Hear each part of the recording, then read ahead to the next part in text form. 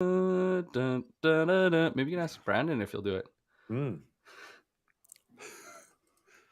Welcome back to the B2B Power Hour. It is finally Friday. I don't know how the heck it's September, but here we are. And we got this Morgan guy joining us. So I'm here. Hello. I was surprised you weren't going to go with the classic, the Morgan. why does it always got to be all about you? No, I'm just kidding. Nick. It's Friday. It doesn't roll off the tongue as nicely. I got to be honest with you. So, hello everyone. If you're here, make sure to drop a hi in chat. We'd love to see you. And today we're talking about booking meetings With anyone. with anyone On LinkedIn. Yeah, using social. But I think we might also be talking about offline because we might have a special guest.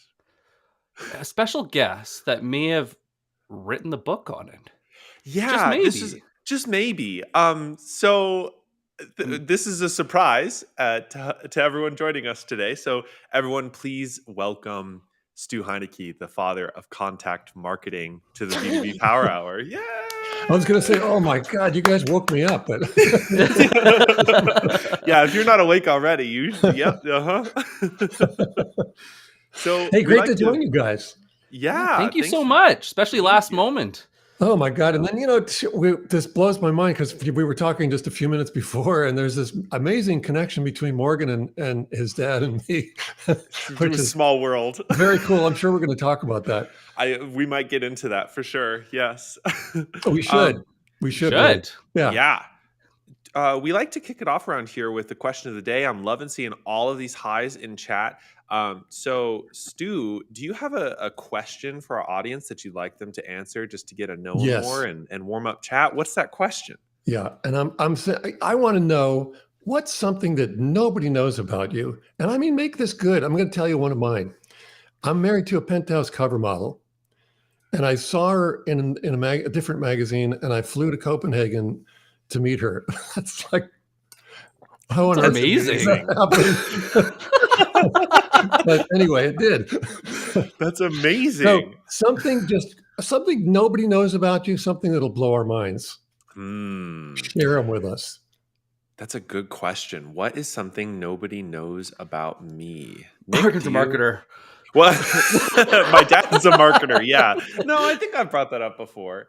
Oh, one thing I think I haven't probably shared, at least on LinkedIn, is like I'm a classically trained piano player. And I accompanied a number of choirs and pieces through the years. I don't really play much anymore, but I had lessons for at least like 14 years and then did jazz and a bunch of other like improv stuff. So that was like mostly when I was younger.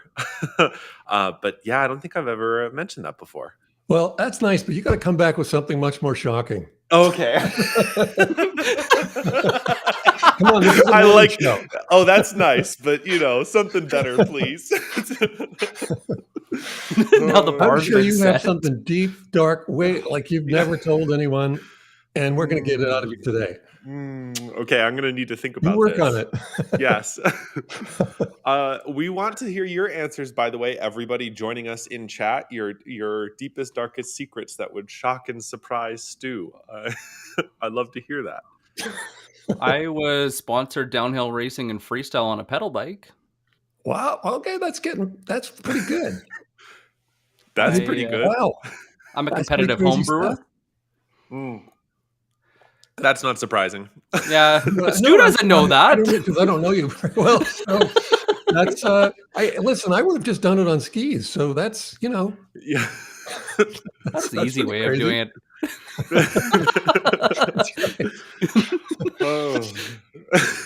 I'm still trying to think of like, what is something shocking or surprising? What's the worst thing you sent through the mail? What's the worst thing I've sent through? I don't know if I've ever. I mean, I've probably illegally sent alcohol through the mail before. I'm not sure if I was supposed to do that. Okay, so you know what we're building here. So, So I broke some we gotta laws, ask the audience I is, guess. like, what's the worst? What's the worst thing you ever sent, either through the mail or to a prospect? Oh, I love. Okay, so Donald. Not many people know he was homeless. Michaela pushed Whoa! uh, her little brother down the stairs because he stole her doll. Uh, Somebody learned a lesson that day. Listen, we're getting somewhere. Lynn was the first woman other than a nurse to work on the most maximum security unit of one of the 2 federally accredited hospitals for the criminally insane. Whoa! That's Wow. wow. That's crazy. You need to get her on the show. There are some stories there. Oh Wow. goodness. Wow. I feel like right now is a great time for talking about stuff that other people wouldn't know that would really interest them. Mm. Why does Stu know your dad? Okay, so this is Yeah. like the Good short question. version of this story was my dad is a marketer, and his career was made out of like what he called disruptive marketing. So how could we raise eyebrows was sort of his catchphrase, and he did all sorts of crazy contact campaigns. For a financial services company, he would walk into the offices of Wall Street lawyers with 5 $100 bills and approach the executive assistant and say, "We want 5 minutes of his time, and here's what we'll pay him." And that landed him meetings. That Sure. you know, some of the CPAs were really confused too, because they're like, "We don't know if we can keep this money. Like, is this okay?" It's like, well, No, it's up to give it you. back. Yeah. He had this crazy campaign once where he tied Halliburton spy cases, or he handcuffed Halliburton spy cases to a delivery person as a part of a marketing campaign, and would call ahead to make sure that the stakeholder was in the office, and then would send the person, and they would manually like transfer the handcuff with the key over to the assistant, and inside was a whole like presentation. There was like a iPad or a Mac or something in there that would play a video. But anyways, that some of one of the pieces of work I think was discussed as a part of your research, Stu, for one of your books, and it is a really small Yeah. world that's the case. Yeah. Well, yeah, your dad's a great source for this stuff, and I'm just, I was just kind of wondering. You guys know the movie Hitch, right? Yeah. Way before the slap, right? on Oscars, Yeah. but I mean, it's a Will Smith movie, and but I'm just wondering if your dad was maybe a technical advisor on that, because, and I never asked him that, but I don't think so. If you watch that movie Hitch, he goes through the whole movie using all kinds of really terrific stuff to get people's attention.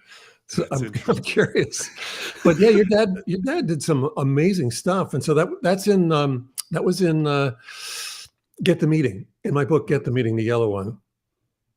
And yeah, so That's awesome. and he was talking about theme boxes, which are very cool. And he's one of those guys who would spend a lot of money on each of these touches. So, and I even made up a sample one. I thought that's just the coolest thing. I need to make up a sample one so that I can, because the photographs he gave me were really tiny. They were like, I can't use these. So, so I made one up with a model of a MiG jet fighter, a Soviet MiG jet fighter. And because he talked about, send someone a box, like a cigar box with an Indy car model, and put tickets underneath, like a false bottom, put tickets underneath to go drive an Indy car, or fly in a jet fighter or something. I mean, I would totally go for that. Yep, those were some success. Yeah, Some of those were even great. used for like existing clients instead of prospects, as a way to nurture and extend larger deals. Because they'd close something, and then it's like, okay, well, how do we continue to get their attention? And put them in a fighter jet for an experience, and they'll be your client for life. That's right. Throw them in a 100-year-old car. Never forget that. Sharon apparently met the Prime Minister's sister in New Zealand and got to ride in a 100-year-old Model T. Oh, that's nice. And you never told anyone that? You should tell people that. That's pretty cool, Sharon. Thank you for sharing that. That's awesome. Well, maybe to kickstart some of the proper power hour here today. I like I don't yes, Nick, go for it. He's got something locked and ready. So I've been thinking about this a lot. And now that we have Stu on, I would love to go and see what your thoughts would be on this. But one of the reasons that I see between a junior and an elite seller being able to book a meeting with the right people comes down to why people are on the list. That's it. I think why a lot of sellers really struggle when they're starting and they really can't book a meeting with anyone is because they don't have a good enough reason to even reach out at all.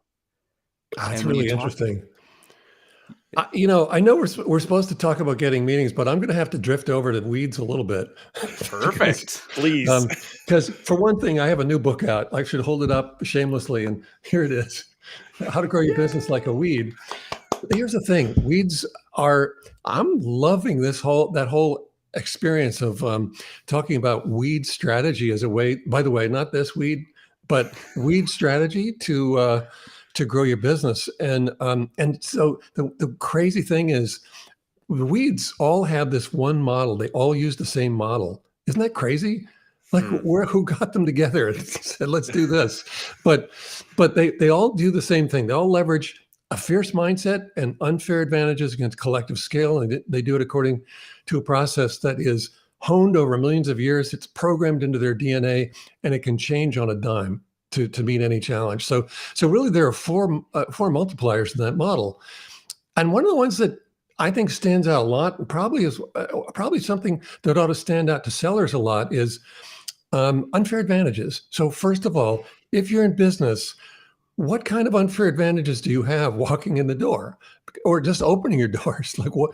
Because if you're the business owner, if you're the visionary behind it, if you don't have unfair advantages, you don't have a reason to be in business. You won't be in business. So if a seller is walking into somebody's life, probably not their office so much yet, but if you want to knock the door and get into someone's head, and you have no secret advantage, first of all, yourself, so that they recognize that, but also I think probably the most effective or unfair advantage that you could have is it's the ability to give your clients an unfair advantage. Ooh, isn't that amazing, right? Spicy. You should say more about that, because that's good. I told you weeds figure into everything now.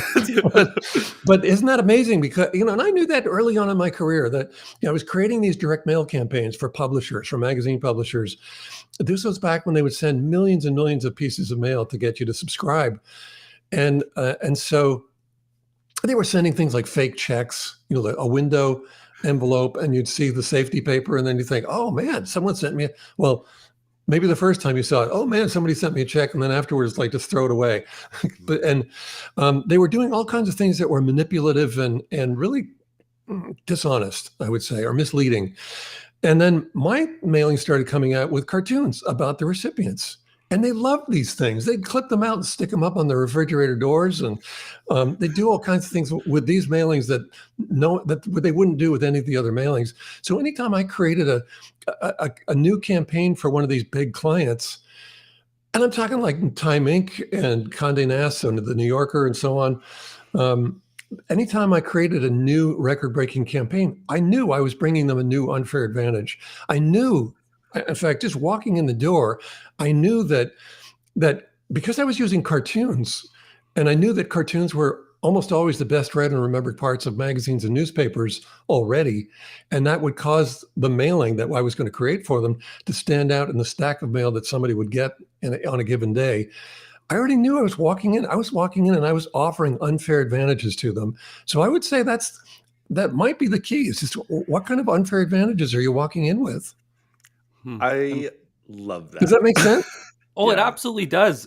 Challenger just did research. They were looking at what were the key aspects that really drove loyalty. And it was funny because most people say, well, nowadays it's price. So price started out as only 9% in 08, 09 during the down. I don't even want to call it a recession. or not, but like it was. Oh yeah, And to now, yes. it was. Oh, yeah. And now it's only at 12%. Hmm. So it was 9% in 0809 and it's 12% now. What do you think makes up over 50% of loyalty? Oh, I think if they don't, they have to know you and like you and trust you. That's it. It's a relationship. But So where's you that gotta, come from? well, it comes from cartoons, obviously. Yeah. Hey, definitely. Well, actually, it You actually are hitting on can. that. It actually can do that. But Yeah. I don't know if I've ever shown you guys this, but I'm going to pick up a piece this is the thing that I use when I want to break through. It's one of the things I use, but I call it a big board. And so here it is. It's an 18 by 24 inch, quarter inch thick foam. It's kind of harder than foam core, but and it has a cartoon. So there's one. I'm also one of the Wall Street Journal cartoonists. That's kind of one of my unfair advantages. Like if I get to call up and say hi to somebody's assistant to say, "Hi, I'm Stu Heineck, and I'm calling because I'm one of the Wall Street Journal cartoonists." And I know already the assistant is going, "What?" But I'm one of the Wall Street Journal cartoonists, and I'm sending a print of a cartoon, one of my cartoons, and it's about your boss. Now they're going, "Okay, wait a minute. What? What are you talking about? Really?" So I've gotten their attention. I've broken through. We just talked about relationship. I've established kind of an instant one. There's this intrigue, and so it is definitely an unfair advantage. Anyway, when I send someone a cartoon and it's about them, that goes even further. So as an example, this woman is talking to her friend. They're having coffee, and she's saying, well, let's say when I sent this one to Mark Cuban, the caption read, she's saying, Mark Cuban says you can tell a lot about a person just by looking at their Mavs tickets. I tend to agree. Well, obviously that's true for Mark, and that thing is framed and it's up on his wall in his office. Now, how many things can you do? I know a lot of people probably say, no, you just got to send a lot of email. Maybe, I don't know, long copy email. And that's not really, I don't know that that's really breaking through. I think it's breaking down, but I would agree. I think you got to do things that really stand out, that cause you to stand out. And ultimately, I think you got to do things that cause people to say, I don't know who this is, but I love the way you think. I gotta meet this person. And I can't tell you how many times I've met people because of just that factor. That's so interesting because this Challenger research, if I recall, most of it's the experience, right, Nick? 50% was the sales experience, which you just set to a whole different level. Well, and I think a lot of what is, and at risk of being cliche, obviously, B2B is often called B to boring. And I wish that, sorry, Nick, for making you spit out your tea, but but I honestly think about the client experience or the sales experience starts in marketing or in the ways that you're doing contact campaigns or in prospecting or whatever that first touch is where it begins. And so often, I think you're dead on, Stu, we send the novel in the email or on LinkedIn. I just the other day, I got an InMail that was probably lengthier than War and Peace. Like I just kept on scrolling and I was like, why are you sending this to me? And I know it's somewhat of a status or state of the industry in B2B because it is somewhat B2 boring. But I love what you're pointing to of like getting creative, the new ways to get in front of people that really raise their eyebrows, get their attention, get them excited, but not in a fake way either. To your point about like the spammy direct mail of like, ooh, here's maybe a check, but it's like real authentic and it gets their attention and like that gets meetings, that gets that experience kickstarted. Yeah, I think one of the worst things I'm seeing is these automated DMs on LinkedIn, and you can see they're very carefully written so that they're saying, "Yeah, I was looking through your profile," and no, you weren't. Because if you were, you'd know exactly who you were talking to. You don't have any idea who you're talking to, and there's nothing relevant. There's nothing there, and so, but people think, okay, I guess that's the way I got to do it. And I got to do a lot of them because they don't really fire up many people. So if I send 12 million of them, I'll get a few. Mhm. And all you're doing is bothering people. You're wasting their time. If you send long copy, that's another one. Big pet peeve. If you're trying to reach someone who's important and busy, hard to reach, don't waste their time. Like, and long copy wastes their time. Aaron Ross is another. I did interview more than just your dad, Morgan. Yeah, no, I know. But Aaron Ross told me something really, really interesting. So Aaron is the author of Predictable Revenue, brilliant guy. And he told me once, he said, I try to keep my emails under 12 words. Try to do that, by the way. It's really tough. It's really, really tough. Wow. I try to keep my emails under 12 words. And he went on to describe and keep it really simple. Now, what does that do? What does that communicate, by the way, no matter what those 12 words are? I respect your time. I know you're busy. I'm gonna get right to the point. It says all that without having to say it. In fact, if you had to say it, you'd waste a lot of the 12 words, right? That you have. So it's sort of a nonverbal communication here. And he said, I once wrote to Mark Benioff. It's easy enough to figure out his email address. I wrote to Mark and I said, we do this is out of interest. And he said, I heard back from him in 30 seconds. Okay, that's first of all, if somebody tells me something that like just sort of a source of mischief, I'm in. Like, okay, I got to try that too. So I tried the same thing, and he wasn't interested, but he did get back to me. He got back to me within 30 seconds, and that's pretty cool. So trying to reach someone like Mark Benioff, or Mark Cuban was another one. They're really busy, and God, don't waste their time with long copy. And what do you see in all of these cadences that everyone's using, everyone's launching from Marketo and HubSpot and so forth? I'm not impugning those platforms, but they should really shorten up the copy. Because just short. I think short copy is where it's at. I think short copy and timing. Mark Hunter once shared with me. He's another guy that I interviewed for the books, but Mark shared with me.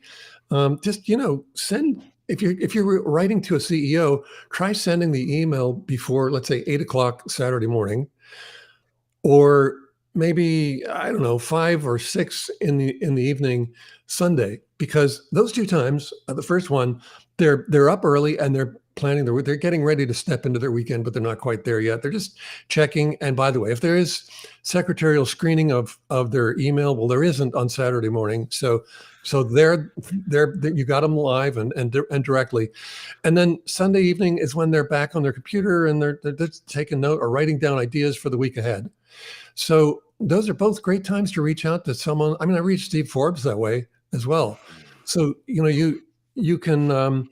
Little names. I think you could just apply a little bit of like logic to this and say, if I was on the other end of this, I wouldn't want to just be receiving random DMs to connect because someone is lying to say that they were scouting around on, well, let's say, how many did they send? 12 million? So 12 million, 12 million profiles? I don't think so. So it starts out with a lie. And it just gets worse from there. It's like, it's all generic because they can't say anything relevant. They can't say, you know what, Stu, I read your books. I'm reading the second one. The new one right now. I'd be on I'd be on the line with you right away. I'd be going, oh, thank you so much. I mean, because it's relevant. And it's something that it means a lot to me right now. I mean, I'm out there working a lot of angles because I want people to know about the books. So, that be relevant. But to be relevant, you have to know something about the person and what they're working on, and what do a little bit of work. Mm-hmm. Nick, this reminds me of our conversation yesterday with Arjun, he's a senior vice president at ZoomInfo, and he said close to the same thing you were saying right today, which is he gets, and it's a large company. He's a senior stakeholder, and he gets essays in his inbox. And the first thing he's like, I don't, that's not relevant to me. I don't have the time to read through that. I get thousands of these every day. So and he tries and goes through and see if there's things that are interesting or relevant. I love the focus and attention on something shorter, and uh, uh, but also as like a creative limitation too. Like Nick, I think you were trying this the other week of like, how can I condense this big idea into a really small, neat, packaged idea? And that was really challenging. It's tough. That's really tough. Well, that's why the 12 words are so hard for so many people, is because writing. Actually, Nate Nisralis said it really well yesterday in our pre-call. He said the problem with most sellers is they try to write and edit in the same session, which makes writing good copy hard. But the other thing is they don't have anything worth saying. So if we're thinking about what's important, that takes a little bit of research. And you Yeah. could do that on the industry level, you could do that on the company level, and you could do that on the individual level.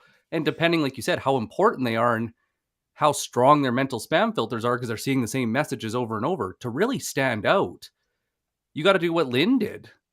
And Lynn went and did the research and found out that the head of Google in Chicago loved jazz. A Yeah. little bit of research, That's great, tapping Lynn. into the heart. And you go. Yeah, absolutely. Yeah, I think that's great. Lynn, good job. That's very cool. So, Stu, what are some of your like? Obviously, I know you're a cartoonist and you've used that a lot in your contact campaign. So, less from like a tactical level, but sort of like the way you think through it. What are some of the things that you often look for when you're doing outreach to somebody? Like, and I mean this sort of at a very like fundamental level. Like, what are you trying to connect on? What are you trying to get their attention with? What do you look for when you're researching somebody, like a CEO at a big company that you're trying to get in front of? Well, I mean, sometimes it's personal stuff, but I really want to address a business challenge or problem that they have or a pain point that they have. So let's say, I'm not a great deep personalization guy. I mean, I can do a little bit, but I don't really want to do a lot of. I don't really want to do the work actually, because the thing is, I'm not that I look. I've heard from people who've done amazing stuff with deep personalization, so I'm not putting it down. I'm just saying that I guess I kind of grew up saying, look, if I know that, for example, we're going to be working with one of the big financial advisory firms. I don't know which one yet, but I'm reaching out to all of them, and I'm saying, look, I know that all of your advisors, they're all trying to get meetings with high net worth people in their markets.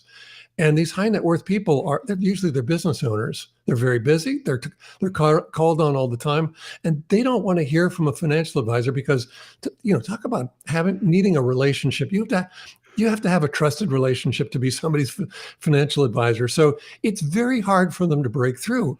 I know that problem. I know that pain point.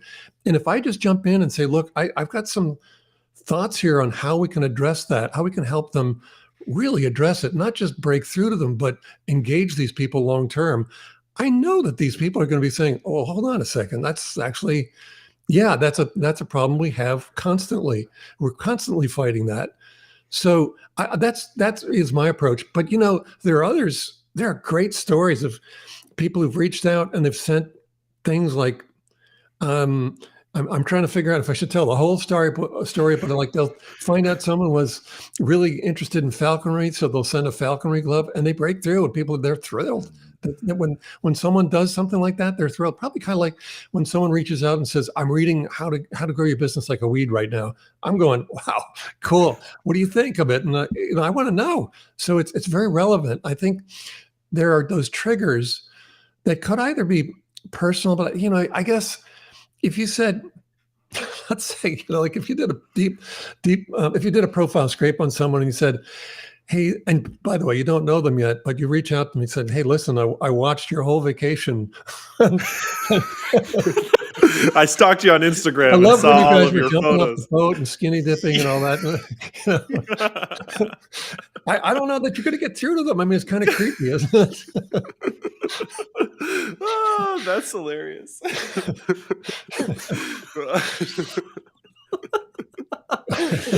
That's a good laugh. It's true. It is actually really interesting you point that out, because I think we see this a lot of the time where sellers hear this advice to sort of personalize or connect on a shared something, but they don't make it relevant. So it's personalization without relevance, where I'll get outreach Mhm. every once in a while being like, hey, saw you went to the University of Denver, where I went to school. And it's like, and maybe they went to DU, or maybe they know somebody there, and it's like very surface level. And I'm kind of like, I don't So what? understand why. Yeah, so what? Like, what? Yep. Why are you reaching out to me? But and you're like, what I like, just to summarize what you've just said, is like, you're reaching out with purpose, with intentionality. You're doing the personalization, but you're making it relevant to the business case that you're reaching out to them for. They're not separate things. They're one and the same. Yeah, yeah. I Mhm. mean, ultimately, if they're going to engage with me, I don't know. There might be other. Maybe they love my cartoons or something, but otherwise, they're going to engage with me because although we don't know each other, I seem to be bringing a really interesting approach to or solution to a problem that they face constantly. And not only that, but I think I can go back to the weed strategy again. I think I can bring you a new unfair advantage in that realm. Would you be interested? You should be. You know. So, so But yeah, I mean, that is what I guess that's not really lazy. It's just a different focus. Mhm. but it, You that know, I got to tell you, there's one other thing that it's kind of like a pet peeve. You can see that I've been around for a while, right? And so there is this sort of like maybe it's a bias, we'll call it, but I love sending physical things. That I don't always send physical things. That's not really. I mean, it's not like I have to send physical things, but when I send physical things, it's like it's an occasion to receive it, which is a big deal. And so I often will see these comments like, "Oh yes, Stu, honey, yeah, but he's kind of old school." I guess that's because I send physical things. I don't, instead of what the spammy emails or the spammy DMs. That's new Mhm. school. But I think really here's the thing: don't get caught up in what the latest trends are. Use what will be pragmatic. Actually, be a weed because weeds deal with what is, and in this case, dealing with is saying what works because that's what I'm going to use. I don't want to follow a trend. I don't want to follow what everyone else is doing, especially because how are you going to stand out that way? That's you just Mhm. makes it much more difficult to stand out. But I disabuse yourself of old school, new school. Just use what works. yeah. Hmm. But you said like find that unfair advantage. But Yeah. what right now I what I compare it to, Stu, is like looking at an earthquake and there's the epicenter where's the highest impact and it ripples out. For you, somebody talks about your comics, that's really far out from the epicenter right now because it's not a hot topic for you. It's not your priority. You're not willing to spend money on it. The closer we get to that epicenter is what Yeah. is top of mind, and you would like to see top of feed for yourself, and that Yeah. is your latest book. So when Mhm. somebody finds that Absolutely. unfair advantage that they've actually read your book, that is their unfair advantage to message you because now Well, it's top of mind. And if they can tie it to something that's of course it's an assumption, but if they can go and turn that conversation using that unfair advantage, Mhm. they're going to get the conversation. I think that's yeah. the part that people miss is you're not trying to sell them. You're not trying to pitch them. It's not, there isn't the one pitch to rule them all and you're magically just going to get them. It's how do you have that unfair advantage just to start the conversation? Yeah. Mhm. It's not a pitch yet. Yeah. You earn the right Mhm. to pitch, I think. Not my that's not an original Yes. statement by me, but you do earn the right to do it. And I think what you're doing is you're auditioning first to be able to have a Mhm. conversation, to have a to give the pitch, I guess, but you're auditioning for contact. Wow. That's such a good phrase. It's so true too, because, and I also have, I appreciate disabusing ourselves of old school versus new school because I'm not all that enamored by what new school is doing right now, as you pointed out. I, I, what I like that you're pointing to is that there's um, the auditioning for a conversation doesn't just have to happen on one channel. This is one thing I think a lot about, where if we are warming up an account, we're commenting or we're engaging with people on a social media platform like LinkedIn, then if I go and send that same person an email, they're going to recognize my name because I sort of auditioned in some ways for that conversation, building trust, having great conversation, making jokes, or whatever else happens on the front end, so that by the time maybe basically want the conversation to proceed, it's not, who is this guy? It's not, why are they reaching out to me? It's like, oh, I know Morgan. Like, oh yeah, of course. Let's continue this conversation. And that could happen over a physical letter. It could happen in an email. But now I love that idea of like you're auditioning for that conversation. You're trying to get it kickstarted so that you're building credibility and trust on the front end instead of pitch slapping people or doing the business card drive by where, you just, here, you want my business card? And that's not going to help you. Yeah. Yeah. I think also just if you're having fun, I guess I haven't even thought of it this way, but if you're having fun, it shows. And I think people respond to that. Back when we used to stop by people's offices, so way back in 2019 and before that, right? And you'd come up, you'd show. I think one of the really interesting circumstances is when someone would show up at someone's office unannounced. They know they're there, and they go to the reception desk and they ask to speak to them. And of course, the receptionists would lose their jobs if they open the doors to things like this. But there's certain people who have certain, I don't know, devices or abilities, whatever, something. They've got some sort of, unfair advantage. Duh, that's what it is. They walk in with an unfair advantage, and suddenly everything changes. So there's one. I think it was the founder of Structural Graphics, and Structural Graphics has been around for quite a while. They make these dimensional mailings. So, actually, they're these paper sculptures. So you open up something, and all of a sudden, this whole thing pops out, right? So, Cool. their business cards were that. So he said, I would call on advertising agencies on Madison Avenue, and every time I go into a building, I'd check and see what other agencies were there and what floors they were on, and I'd look up who the creative director was. So I'd have my meeting, and then I'd go down to the other floor, and I'd stop into the other agency and go to the front desk and say, I wonder if so-and-so, the creative director, is available. And of course they're not, according to the receptionist. Yeah. And then he said, okay, well, that's fine. I wanted to spend 5 minutes to introduce myself, but can I at least leave my card? There's the unfair advantage, because the receptionist gets the card, opens it up. Usually they're saying, well, hold on, that's so cool. Hold on a second. And they get them. They get them to come over. And here's another one. Here's a device that you could leave. Let's say you could walk in and you're saying, hi, I want to speak to so-and-so. And the receptionist does what they're supposed to do. Nope, you can't speak to them. They're not here, whatever the story is. And they say, that's fine. I just wanted to leave this one thing behind because I wanted to suggest, I just wanted to, give my business card and maybe have a cup of coffee with so-and-so. So if you drop that off, that's pretty cool, right? Awesome.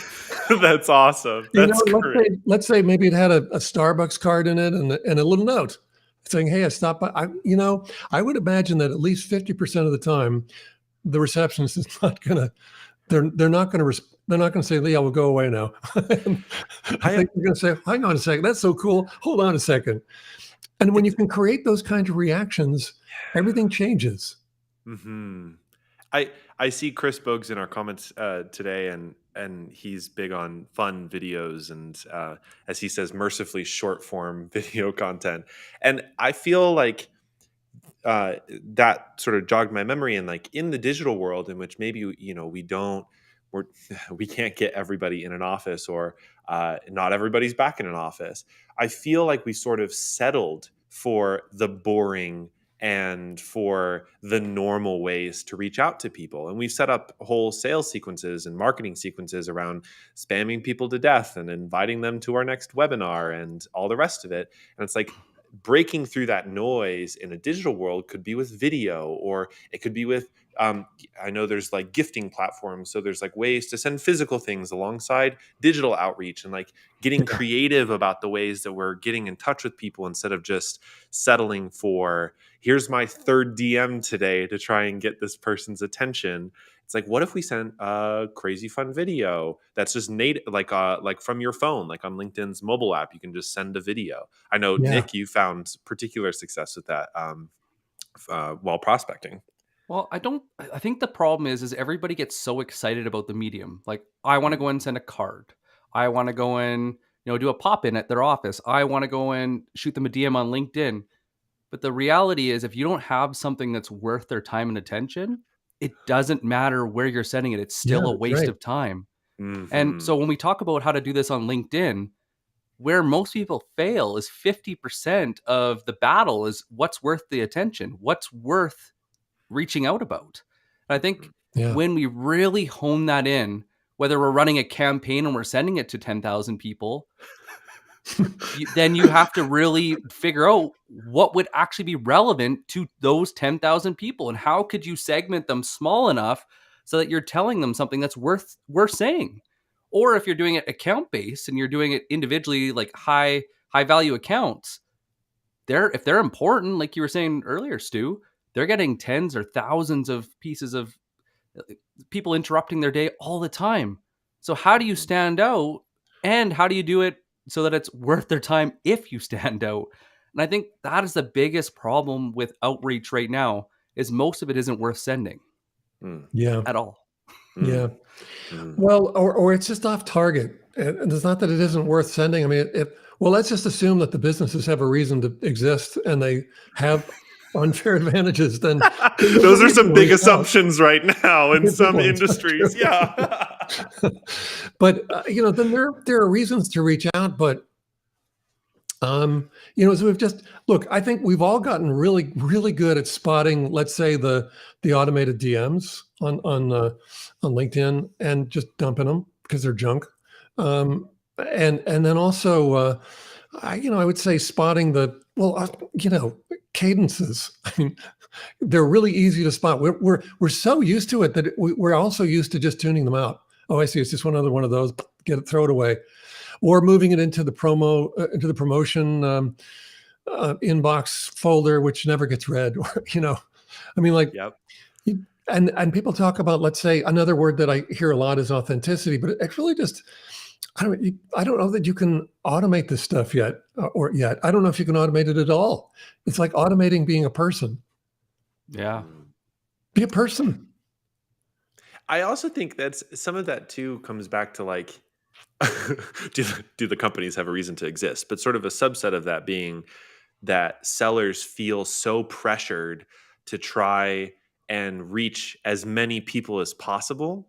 And we see this a lot, I think, and sure, there's some dynamics about like how big, like what's the deal size that you're trying to sell. And probably a quota is set up to accommodate a certain number of deals being generated. But I remember when Nick, if you'll allow me to share the story for a little bit, Oh, uh, when Nick and I first started working together, Nick's big like red flag in the industry, the thing that he planted on is he didn't understand why people couldn't book meetings more than 30 or 50% of the time. He just didn't understand it. And a lot of that, because we talk with sellers and they'd send out an email sequence and they'd barely get any response.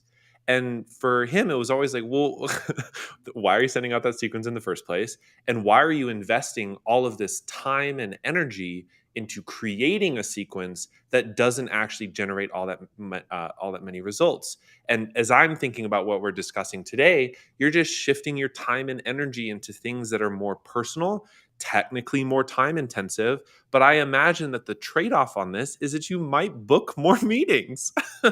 Surprise, surprise, Oh, right? well, Morgan, I mean, you lived it with your dad. That's true. You watched him do it. Your dad is a master at this stuff, and yes, I, um, it turned. I don't know. The thing is, I'm speaking as a business owner, and I don't know if you guys own your own businesses or not, but speaking as a business owner, well, we decide all these things. But if you're selling for someone else, you're working through their process, so their process needs to be fixed probably. And I don't know that the sellers actually get the chance to do that, but I don't know. I guess just on the side, you got to figure out what kinds of unfair advantages you can create for yourself. I was just talking with Jeb Blount. Do you know Jeb, the Yeah. author of Yep. Fanatical. prolific author and with one of the top sales authors, and so one of the founders of Outbound, et cetera. A really impressive guy. Anyway, he was telling me that he said, I know that we were talking about perseverance, and we were talking about weeds, of course, and weed strategy and so forth. But anyway, he was saying that perseverance really, really stands out. And he said, I would push it till they'd just be getting tired of me. But then I'd change my tactic, and I'd walk in the door again, and they'd go, "Oh my God, you again?" And he'd say, "Yeah, no, listen, I'm not here to sell anything this time. I'm just a little bit short on my quota for rejection, and I was hoping I could stop in. I thought I might be able to count on you to give me one more today." And they laughed. They said, "Oh, you know what? Hold on," and it broke the pattern. That's kind of I don't know. I guess you could call it an unfair advantage. He just kept going and going and going. And when he read the situation, and when it was not appreciated, then he changed his tactic. He at least had the self-awareness to change the tactic.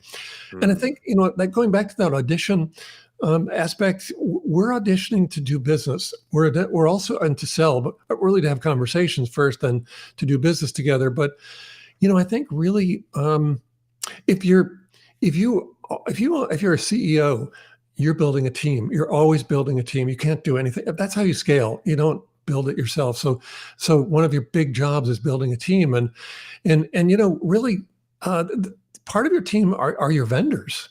So because he also shared a story of one seller who sat down on the front steps of the building, the office building, at 5 a.m. and waited for the CEO to walk up the steps, and then introduced themselves and said, "I've been waiting since 5 o'clock for you." And that says something. I mean, it says, these are the kinds of people I want on my team. So when you're selling, you're really auditioning to become part of their team, I think. I think the whole idea of auditioning is so brilliant, because what we've noticed is when we talk about like having a reason to be on the list, it always starts with an observation, something that's you can actually prove to be true, not the fluff crap that we see in LinkedIn, but something real. And then telling them why it matters. And then interested, because you think of even how you did your comics. I think that follows that, because you had an observation that led to the copy that you put in there. You didn't necessarily tell them why it matters, because when they flipped it over, it had more information on the back, which then led to them asking themselves, "Am I interested?" So there was a copy tactic that I used when I was writing direct mail that has stuck with me, and it actually is just useful across the board. And that is, well, first of all, if you think about a cartoon and about any humor is about truth revealed in a twist. It's why when we laugh at something, we're always, before we can even catch our breath, we're saying, "Oh my God!" When I talked about stalking someone during their vacation earlier, it's so true. Yeah. I mean, exactly. That's why we're always saying, "Oh my God, it's so true." It is like that, right? Or, so it always reveals truth in a twist. So that's great. And then with the copy that goes with it, so in the letters that I was writing in the direct mail campaigns, I would always start out with a statement that summarized the truth that I just revealed in the cartoon. So we don't always have to have cartoons with our copy, obviously, but I think the first line out of our mouths ought to be something that the person on the other end of this says, "Yeah, that's so true." Right? I mean, if you don't do that, and first, like for one thing, if your first line is, "Yeah, I was looking through your through your profile, and it's obviously sent to thousands of people," it's not true. It's a bad way to start. But if it was, Stu, I know you have this, I just read your book. I love your book. Just wanted to thank you. And I wanted to introduce you to someone that, I wanted to introduce you to someone who hosts a podcast that I think would love to interview you. Well, you'd be saying thank you, or how do I buy your book in bulk? Ooh, I'm on the phone with you, I want to help you out. Oh, that's great.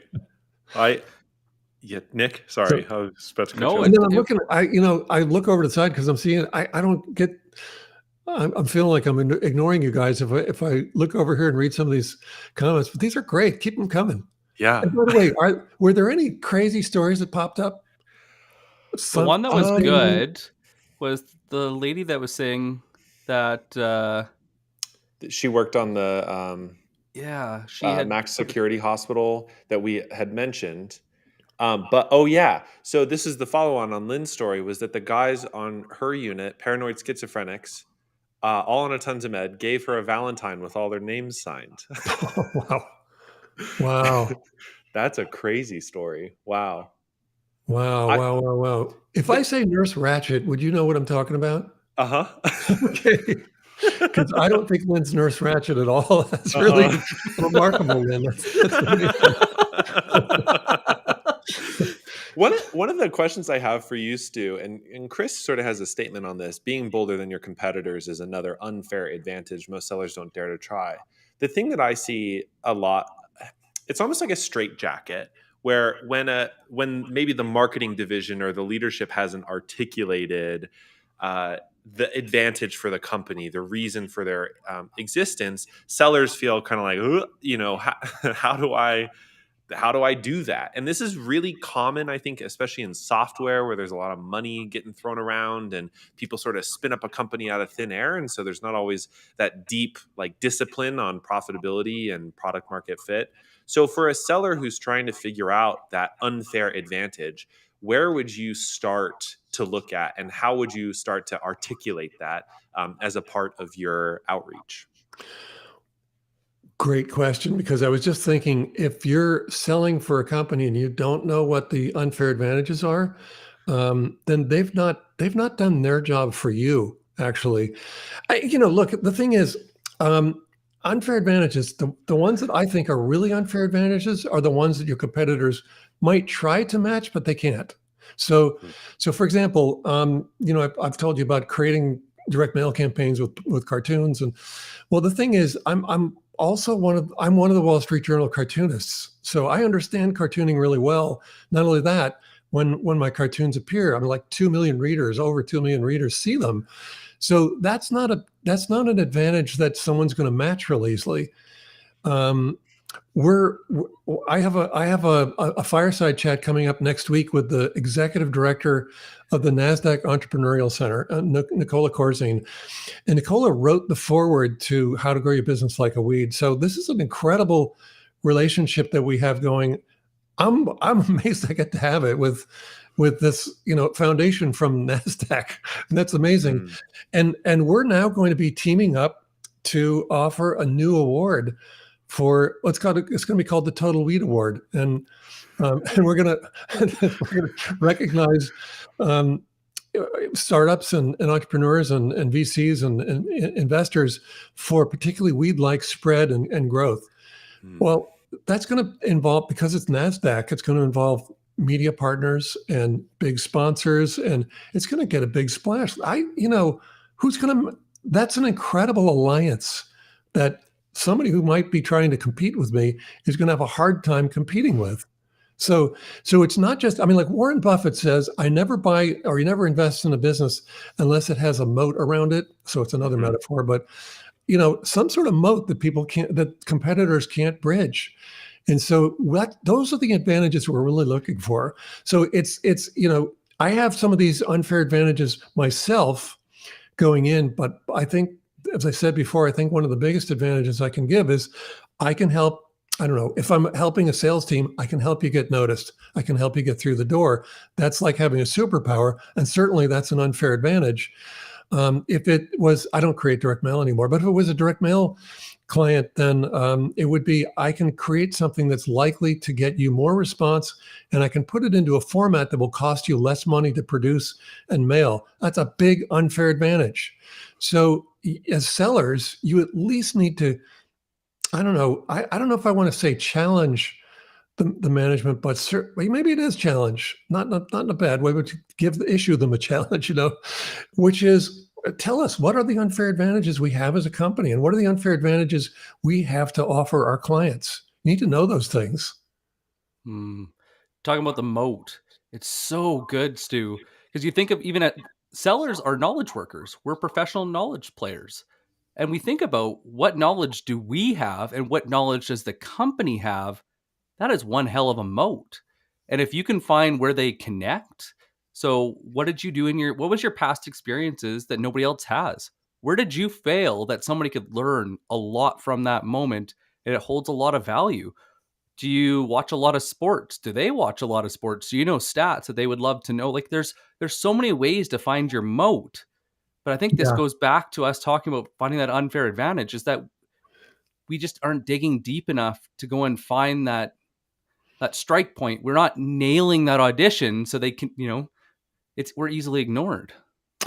Yeah. Thank you, Chris, for your comment. I'm not seeing I'm not reading all of them. Sorry, but I'm not the producer either. Yeah, that's our job. Don't worry about it. But look, I got to tell you that when I'm consulting clients, I'm just starting to do this, consulting clients on growth, using Weed strategy to grow.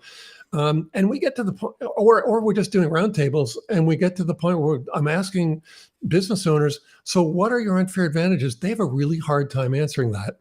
I'm surprised to find. But you ought to know.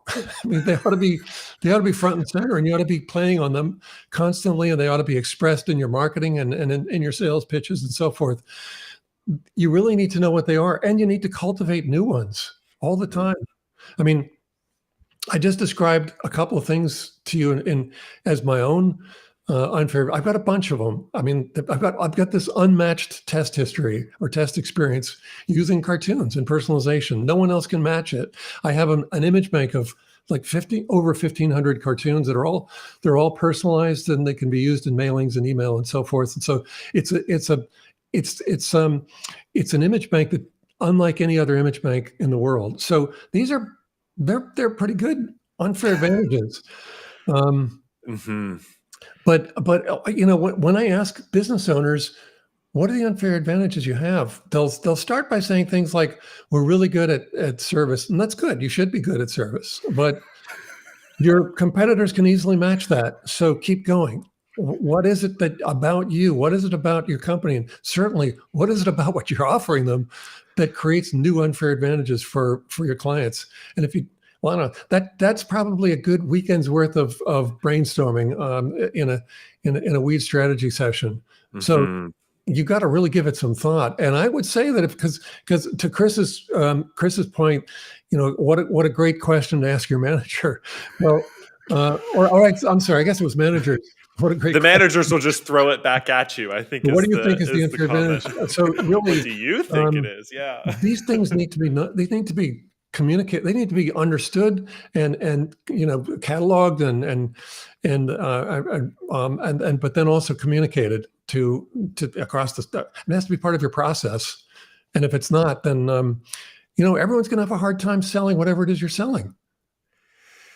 Goodness. Oh, could not have said that. You didn't realize Weed strategy was going to sneak in so much. It's great. It's great. Well, because just to we're at the end of the hour somehow. This has just flown by. Thank you. The thing that I'm leaving today with is that B2B doesn't have to be boring, right? Like we should push ourselves creatively, even in digital mediums, even in using email or phone or video or LinkedIn or whatever else, to reach people in interesting ways that gets people excited to talk with us, because we're auditioning for that conversation. We're trying to kickstart it. So thank you for sharing all those insights. Thanks for having me on. where, just like we always offer, like where can people find your book? Where can people learn more? Well, you can buy the book anywhere fine books are sold, anywhere except the airport. Don't go there. And you can also sorry to do that while you were drinking coffee, Nick. It's okay.